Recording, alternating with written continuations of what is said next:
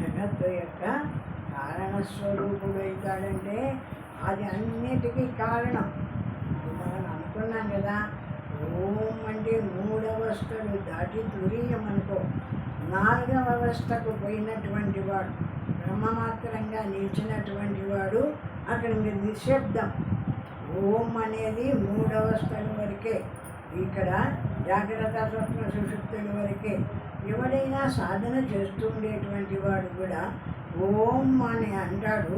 అనిన తర్వాత కాసేపు నిలబెడతాడు కదా, ఆ నిలబెట్టిన స్థితిలో ఏమవుతుంది అంటే ఈ 3 అవస్థలు దాని ఎందు లయించిపోయి 3 అవస్థలకు ఆధారమైనటువంటి ఏ జ్ఞాన స్వరూపమైన బ్రహ్మం ఉందో బ్రహ్మం మాత్రమే నిలుస్తుంది.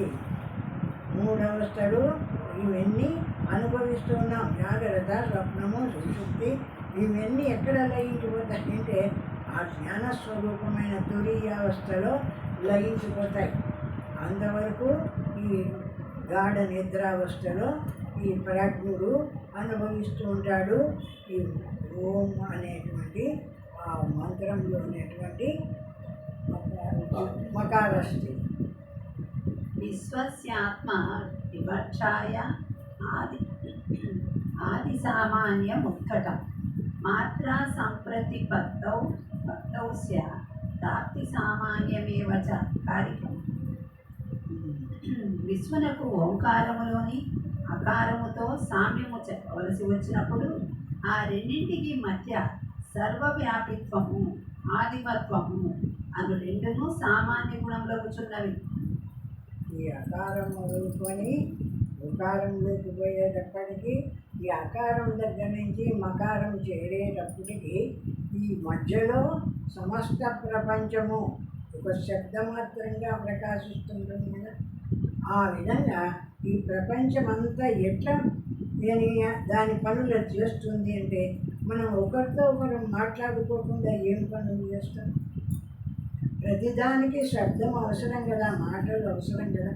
ఆ విధంగా శబ్దమాత్రంగా ప్రకాశిస్తుంది జగత్తంతా కూడా. ఈ జాగ్రత్త అవస్థ అంతా కూడా శబ్దమాత్రంగా ప్రకాశిస్తుంది. కాబట్టి ఆ శబ్ద స్వరూపంగా ప్రకాశిస్తుంది ఈ మకారావస్థ అంటాడు.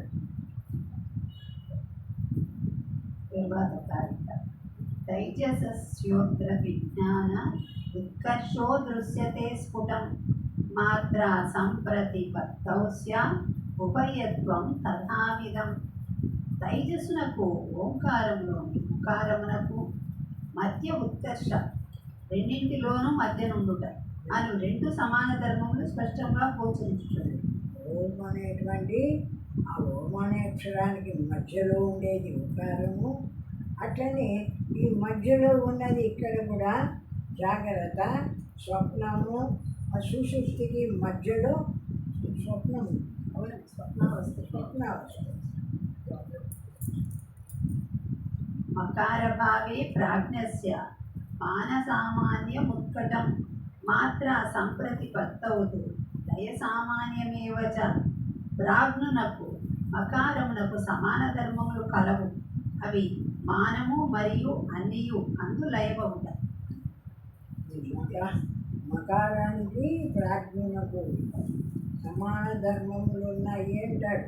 కాబట్టి అందు లయం కావడం, మకారము ఓం అంటే మకారం కూడా లయం అయిపోతుంది కదా. అదంతా కూడా ఈ ప్రాజ్ఞుడు ఇక్కడ విశ్వ తైజస ప్రాజ్ఞుడుగా ఉన్న సమయంలో కేవలం జ్ఞానమాత్రంగా ఉంటాడు. నిద్రపోయే సమయం అంతా కూడా జ్ఞానమాత్రంగా నిలబడుతుంది. ఎందుకంటే జ్ఞానం ఒక్కటి ప్రకాశిస్తుంది.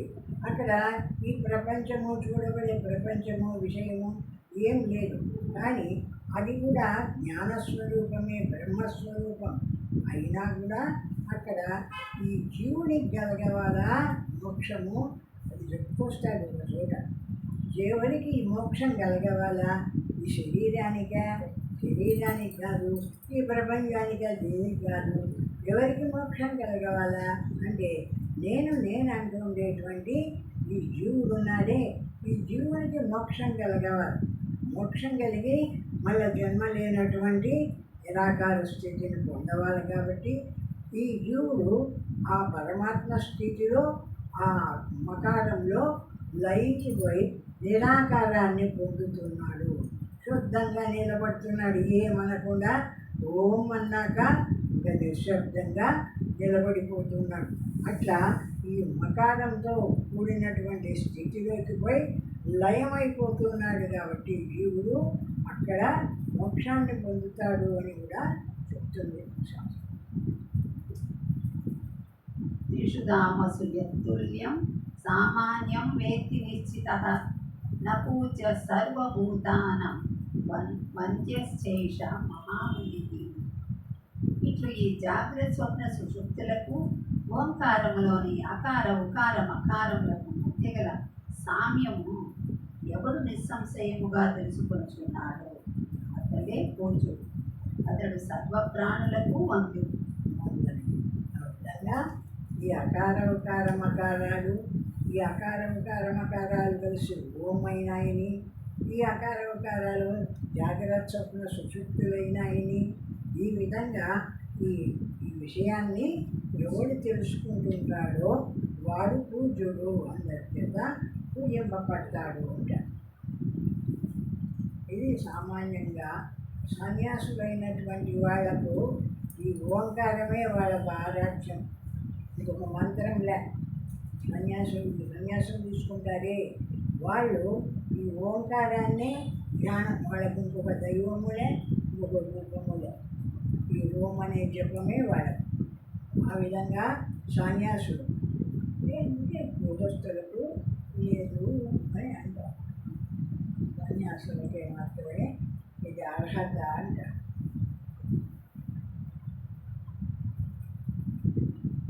అకారో నయతే విశ్వం ఉకారశ్చాపి తైజసం మకారశ్చ పునః ప్రాజ్ఞం నామాత్రే విద్యతే గతి. ఒకదాంట్లో ఒకటి లైవ్ అయితే వస్తాయి. అకారమును ధ్యానించిన వాడు విశ్వని, ఉకారమును ధ్యానించిన వాడు తైజస్సుని, మకారమును ధ్యానించిన వాడు ప్రాజ్ఞని పొందుచున్నారు. మాత్రారహితమైన నిశ్శబ్దతను ధ్యానించువాడు దేనిని పొందుతాడు?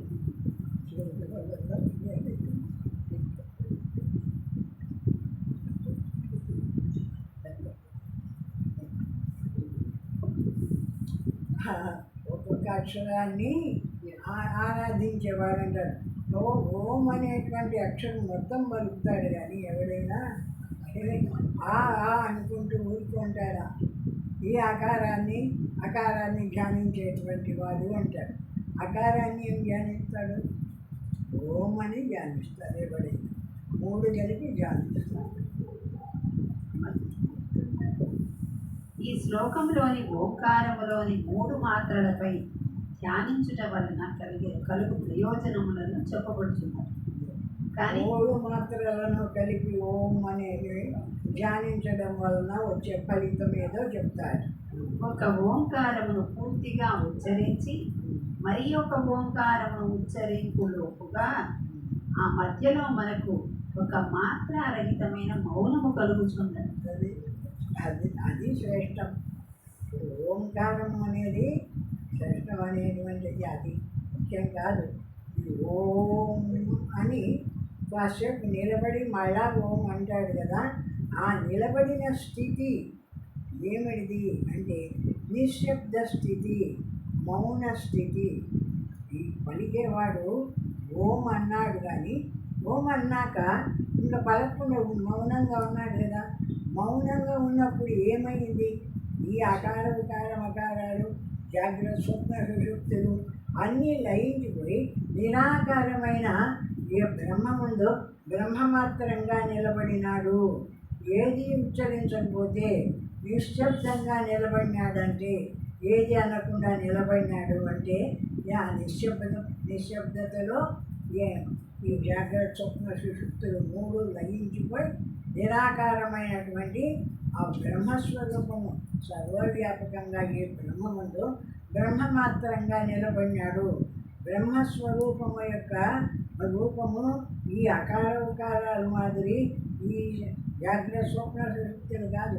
నిరాకారమైన నిశ్శబ్ద స్థితి కాబట్టి ఆ ఓం అన్నాక కొంచెంసేపు నిలబడుతున్నాడు. మళ్ళా ఓం అనే దానికి మధ్యలో వస్తున్న నిశ్శబ్దము పరమాత్మ స్వరూపము, అది బ్రహ్మస్వరూపము అని చెప్తాడు. అట్టి మౌనముపై ధ్యానమును ఉంచిన వానికి ప్రాపంచిక విషయమైన ప్రయోజనం ఏదియూ కలగజాలదు. దాన్ని ఆధ్యాత్మిక లాభం మాత్రము చాలా ఎక్కువగా కలుగుతారు.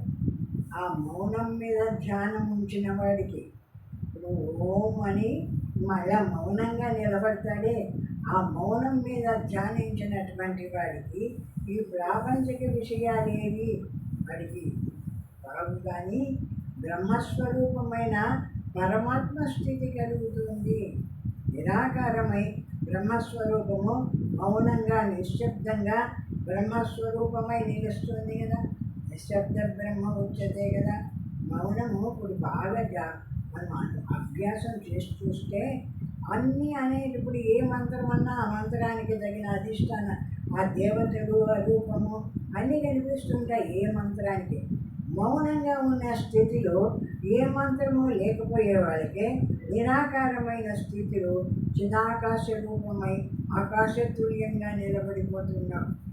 ఆ నిరాకారమైన స్థితిలో కేవలం బ్రహ్మస్వరూపమే ఉంది కాబట్టి ఆ బ్రహ్మస్వరూపాన్నే అనుభవిస్తున్నాడు.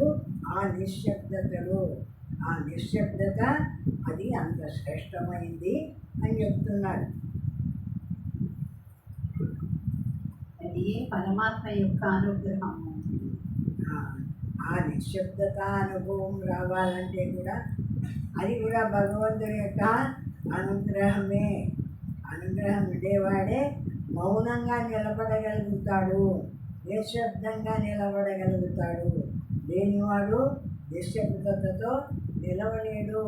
వాడు నిలవాలనుకున్నా కూడా మనస్సు ఏదో ఒకటి కదిలించి ఏదో ఒక రూపాన్ని చూపించి ప్రపంచాన్ని తెచ్చివాడి ముందర పెడుతూ ఉంటుంది. ఏది అనకుండా నిలబడిన వాడికి దగ్గర ఏ ప్రపంచము లేదు కాబట్టి నిరాకారమైన సర్వవ్యాపకమైన అనంత బ్రహ్మంగా నిలుస్తుంది. ఆ నిరాకార స్థితి అంత గొప్పది. నిరాకార స్థితి మనం ఈ మంత్రాలన్నీ అనుకోవడము ఇవన్నీ చేయడం గొప్ప అనుకుంటాం, కానీ ఆ నిశ్శబ్దత నిరాకారతలో ఉండే గొప్పతనము తెలియడం. రాబో మంత్రంలో వివరిస్తున్నారు. అమాత్ర చతుర్థో వ్యవహార్య ప్రపంచ ఉపశమ శివ అద్వైత ఏవం ఓంకార ఆత్మైవ సంవిశత్యాత్మా ఆత్మానం య ఏవం వేద మాత్రారహితమై అవ్యవహార్యమై. ఇప్పుడు చెప్పేది నిశ్శబ్దమై మాత్రారహితమై ఏ శబ్దాన్ని అనుకోకుండా నిశ్శబ్దంగా నిలబడతావో ఆ స్థితిలో అవ్యవహారమై. అవ్యవహారం అంటే ఏ వ్యవహారం ఉండదు. వ్యవహారం అంటే మనం మాట్లాడేదే వ్యవహారం కాదు. మనం లోపల ఏది అనుకుంటే ఆ రూపం ఏర్పడుతుంది, అది కూడా వ్యవహారమే. కాబట్టి ఏది అనుకోలేదు కాబట్టి ఏ రూపము ఏర్పడలేదు, నిరాకారంగా నిశ్శబ్దంగా. ఇప్పుడు ఉన్నదంతా ఏకరూపంగా ఉండేటువంటి ఒకటే చిత్రూపమైన బ్రహ్మం ఉంది ఆ స్థితిలో. ఇంకా ఎక్కడా కూడా ఏది అనుకుంటుంటామో ఆ రూపం ఏర్పడి దానికి వేరైతూ ఉంటుంది. పరమాత్మ స్వరూపానికి వేరే రూపనామాలు కలిగిస్తుంది. ఏది అనుకోని స్థితిలో శుద్ధమైన పరమాత్మగా ఉంటుంది, నిరాకారమైనటువంటి నిశ్శబ్ద స్థితిలో.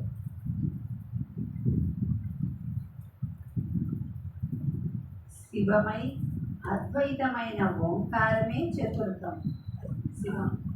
శివము అయినటువంటి శివం అంటే ఆనంద స్వరూపం. ఆనందమైన స్వరూపమే ఓంకారం యొక్క లాస్ట్, అంటే ఓంకారం యొక్క చతుర్థం అంటే నిశ్శబ్దమే కదా. ఓం అని ఊరుకున్నావు కదా, ఇంకా ఊరుకున్న స్థితిలో ఉండేది ఏమిటి? నిశ్శబ్దమే కదా. ఆ నిశ్శబ్దంలో ఆ పరమాత్మ సర్వవ్యాపకమైన బ్రహ్మము నిరాకారమై నిలుస్తుంది. ఇది చతుర్థం. ఈ నాలుగవది తురియం. తురియం. అదే ఆత్మ. అది బ్రహ్మస్వరూపం. బ్రహ్మస్వరూపమన్న ఆత్మ అన్న నాలుగవది. ఈ జాగ్రత్త, అస్వప్నము, అసుషుప్తి, మూడు కానటువంటి నిశ్శబ్ద స్థితి ఏది ఉందో నిరాకార స్థితి, అది బ్రహ్మస్వరూపము, అది పరమాత్మ. దీనిని తెలుసుకున్న వాడు ఆ పరమాత్మలో లీనమవుతున్నాడు. ఎవడైనా ఈ విధంగా ఆ బ్రహ్మస్వరూపాన్ని తెలుసుకుంటున్నాడో వాడు ఆ పరమాత్మ స్థితిలో లీనమవుతాడు. అనగా జీవాత్మ పరమాత్మతో ఐక్యము చెందుతున్నది. ఈ జీవాత్మ ఎంతవరకు ఉన్నాడు? జాగ్రత్త, స్వప్న, సుషుప్తుల వరకు జీవాత్మ ఉన్నాడు. ఈ జీవాత్మ లయించి నిరాకార స్థితి పొందినాడంటే వీడు ఎట్లా? ధ్యానం చేత ఓంకారమైనటువంటి ఆ శబ్దాన్ని అని ఇంకా నిలిచిపోయినాడు, ఊరుకున్నాడు అంటే ఆ నిరాకారతలో ఏమైతున్నాడు? అంతటా ఉండేటువంటి పరబ్రహ్మ స్వరూపుడైతున్నాడు ఆ స్థితిలో. ఒక ఓంకారమును ఉచ్చరించిన పిమ్మట రెండవ ఓంకారమును ఉచ్చరించు లోపల ఆ రెండు ఓంకారముల మధ్య కలుగు ఆనందమయ నిశ్శబ్దమును ఓం మంత్రమును అశ్రద్ధగా జపించువాడు సాధారణంగా గ్రహించలేడు. అది శ్రద్ధగా చేసేటువంటి వాడైతే ఓం అని కాసేపు నిలిచి మళ్ళా ఓం అంటాడు. అంటే అటువంటి ఆ శబ్దాన్ని జపించేటువంటి వాడికి ఆ అర్థం తెలిసి ఉండవాలా? తెలిసి ఆ స్థితిలో నిలిస్తే ఇది నిరాకార బ్రహ్మం కదా, ఇది పరమాత్మ స్థితి కదా. ఇది ఎంత శరీరానికి, స్థూల శరీరానికి జాగ్రత్త, స్వప్నం, సుషుప్తులకు సంబంధించింది. అకార, ఉకార, మకారాలు, నిశ్శబ్దం ఉందే తురియం నాలుగవది అయినటువంటి ఏ బ్రహ్మస్వరూపం ఉందో మూడింటికి దాటిన తర్వాత నిరాకారమైన నిశ్శబ్దమైన బ్రహ్మము అని ఆ బ్రహ్మ మాత్రంగా నిలిచి ఆ నిశ్శబ్దతను అనుభవిస్తాడు. కాబట్టి వాడు సర్వాన్ని తెలిసినటువంటి వాడు దాన్ని గుర్తించబడతాడు. ఒక ధ్యాని ఈ రెండు ఓంకారములను ఉచ్చరించినప్పుడు ఆ నిశ్శబ్దము సూక్ష్మమై ఎంత అగ్రాహ్యమైనప్పటికీ తప్పనిసరిగా అతడు ఉండియే ఉన్నది. ఆ జ్ఞాని అయినటువంటి వాడు ఓం ఓం అంటున్నాడంటే ఎంత నిశ్శబ్దమైనప్పటికీ నిలబెట్టినాడు. నిశ్శబ్దం అయినప్పటికీ అక్కడ మళ్ళా ఓంకారం పలికేదానికి, ఓంకారం నిలబెట్టిన దానికి ఈ మధ్యలో ఉండేటువంటి ఈ నిరాకారమైన శబ్దాన్ని వింటున్నాడే వాడు ఆ పరమాత్మ స్థితిని అనుభవిస్తాడు. అది విచారణ చేసుకుంటాడు వాడు. ఏమిటి పరమాత్మ స్థితి? ఓంకారమైన పరమాత్మ స్థితి అంటే కాదు. వాడు దీన్ని విచారణ చేసి బాగా తెలుసుకున్నటువంటి వాడు ఆ స్థితిలో అని నిలబడి మళ్ళా ఓమని, ఇది కదా నిరాకార స్థితి, ఇది కదా నిశ్శబ్ద స్థితి అని ఆ బ్రహ్మత్వాన్ని నిరాకారంగా తెలుసుకొని అనుభవం చేస్తాడు అక్కడ. ఆ విధంగా తెలిసినటువంటి వాడు, అనుభవం తెలిసినటువంటి వాడు మాత్రారహితమైన ఆ ఓంకారమును, ఆ పరమ నిశ్శబ్దత యొక్క అనుగ్రహమును కూడా శిష్యుడికై ఆ ఉపనిషత్ ఋషి బోధించుచున్నారు. ఇది కూడా ఆ ఓంకారం చెప్పినాడు, ఆ కారోకార మకారాలను మళ్ళా నిశ్శబ్దాన్ని చెప్పినాడు. పలికిన తర్వాత నిశ్శబ్దంగా నిలిచేది చెప్పినాడు. ఎందుకు చెప్తున్నాడు ఇదంతా అంటే శిష్యుడి అందు అనుగ్రహం కలిగి వాడు ఏదో ధ్యానం చేయాలి కదా. ఇంకా అంటే ఎవరైనా సన్యాసికి సన్యాసే శిష్యుడు ఉంటాడు. అంటే గృహస్థులు శిష్యుడు ఉండవచ్చు, కానీ వాళ్ళు ఉపదేశం చేస్తారు. ఒక సన్యాసికి ఇంకొక సన్యాసి ఉపదేశం చేస్తాడు. ఆ ఉపదేశం చేసినప్పుడు ఏ మంత్రాన్ని ఉపదేశం చేస్తున్నాడు అంటే దానిని ఓంకారాన్ని తన గురువు దగ్గర తీసుకున్నాడు. ఆ ఓంకారాన్నే అందువల్ల శిష్యునికి ఉపదేశం చేస్తున్నాడు. కాబట్టి అది పరంపరగా వస్తుంది, శిష్య పరంపరగా వస్తుంటుంది. బయటి వాళ్లకు వాళ్ళ ఇష్టం, అది గొప్పదని చేసుకోవచ్చు, కాసేపు నిలవచ్చు,